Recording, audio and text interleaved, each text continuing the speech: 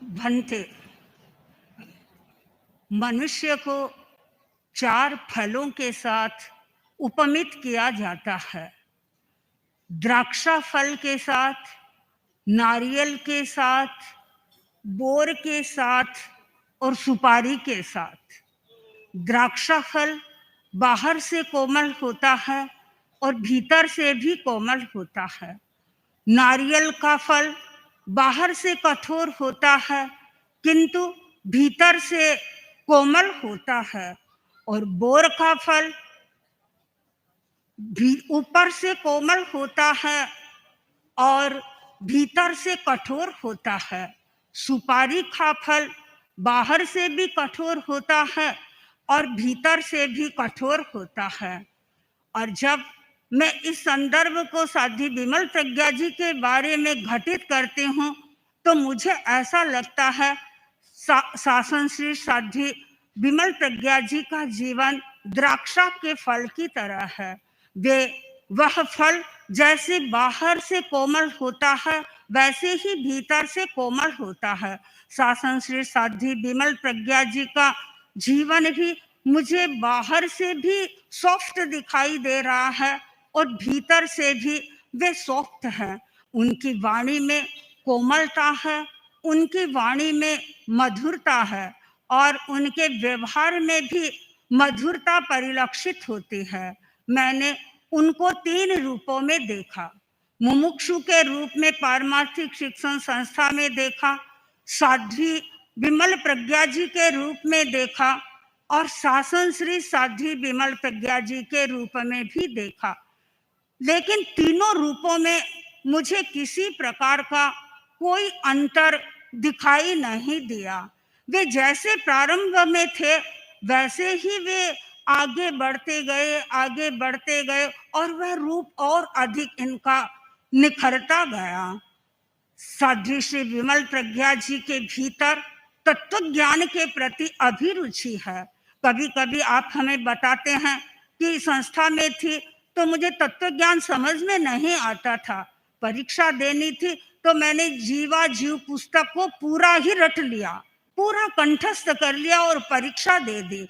और उसके बाद धीरे धीरे जैसे जैसे इन्होंने ठोकरे पड़े इनका ज्ञान खुलता गया और तत्व ज्ञान के बाद आगम के क्षेत्र में इन्होंने प्रवेश किया। आगम का गहरा अध्ययन किया, मूल ग्रंथों को पढ़ा, छेद ग्रंथों को पढ़ा और उन्होंने किताबों ग्रंथों का प्रणयन भी किया।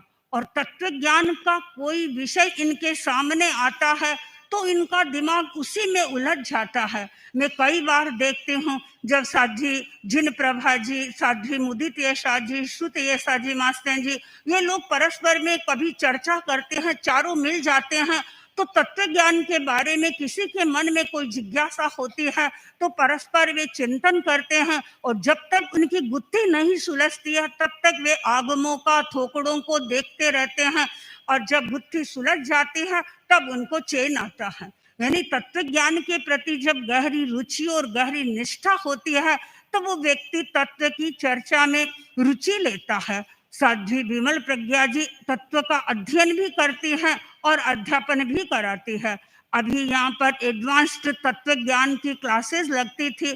बहनें आकर के मुझे बताती थी कि इतना सरलता से हमें तत्व ज्ञान को समझाते हैं। तो साध्वी श्री जी का अध्ययन का क्षेत्र तो विशाल है ही, लेकिन हमने देखा इनको अनेक संघीय कार्यों के साथ में भी जुड़ने का अवसर मिला। गुरुदेव शायद सबसे पहले साध्वी विमल प्रज्ञा जी होंगे जिनको आचार्यों की सेवा करने का, गोचरी की सेवा करने का लंबा अवसर मिला। इन्होंने लगभग 24 साल तक परम पूज्य आचार्य महाप्रज्ञ जी की और आचार्य वर्ग की गोचरी की सेवा का कार्य किया और अंत में स्वयं ही आचार्य वर्ग ने जब देखा साध्वी विमल प्रज्ञा जी एक उम्र के पड़ाव पर पहुंच गई है तो आपको सम्मान इस व्यवस्था से मुक्त कर दिया। और जब गोचरी करती थी तो बड़ी शालीनता के साथ में करती थी। कभी जाती किसी व्यक्ति ने भावना भा दी तो वे कभी भी ऐसा नहीं कि उसको धुतकार दिया, उसको छोड़ दिया, सबके यहाँ जाते थे। और आज भी जब लोग भावना भाते हैं तो गोचरी के लिए जाने की उनकी इच्छा रहती है। लेकिन गुरुदेव, मैंने इनमें ये भी देखा, ये स्वयं सीनियर हैं, लेकिन कोई काम करते हैं तो ये बिना पूछे नहीं करते हैं। अभी एक दिन गोचरी जाने का प्रसंग था और वहाँ संतों की गोचरी थी। तो मुझे पूछा कि वहाँ गोचरी संतों की है, भावना भा रहे हैं, क्योंकि गुरुदेव इनसे बहुत लोग परिचित हैं। तो संतों की गोचरी के लोग भी इनको भावना भाते रहते हैं। तो मैंने इनको कहा, देखो गुरुदेव की ओर से तो मनाही है, और तो मैं आपको क्या कहूँ। तत्काल इन्होंने अपने आइडिया को ड्रॉप कर दिया और कहा, ठीक है, आप जब पधारे तो मुझे बता देना, तो मैं भी आपके साथ में गोचरी के लिए चलूंगी।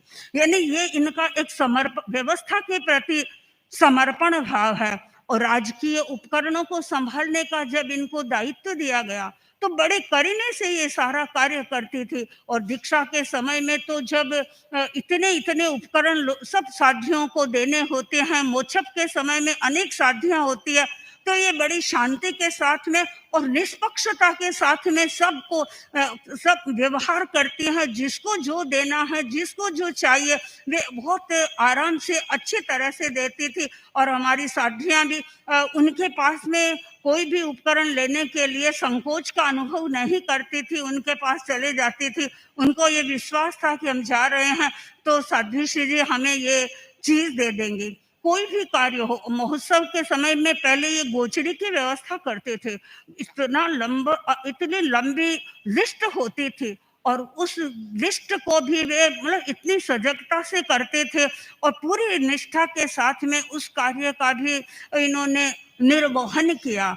तो मैं आज इनके संयम जीवन का के 50 वर्ष पूरे हो रहे हैं। मैं यही मंगल कामना करती हूँ कि आपने संघ की सेवा की, आपने गुरुदेव की सेवा की, और अब आप अपने आत्मा की सेवा करें। आपकी अंतर्मुखता बढ़े, आत्मलीनता बढ़े, और आप अपने आसपास में रहने वाली साथियों को सतत प्रेरणा देते रहें।